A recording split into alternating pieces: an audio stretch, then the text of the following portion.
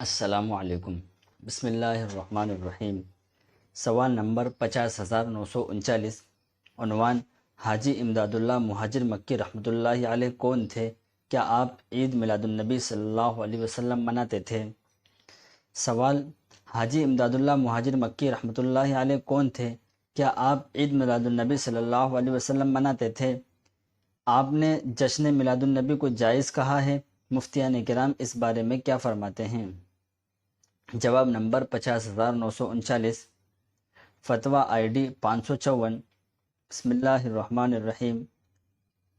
حضرت حاجی امداد اللہ مہاجر مکی رحمۃ اللہ علیہ اکابر دیوبند کے بڑے پیر و مرشد اور بڑے پائے کے بزرگ و ولی تھے۔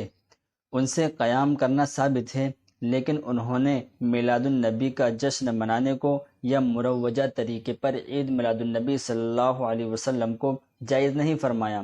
چنانچہ حضرت حاجی صاحب رحمۃ اللہ علیہ کا یہ ارشاد بھی منقول ہے کہ نفس ذکر مندوب ہے اور قیود بدعت ہے۔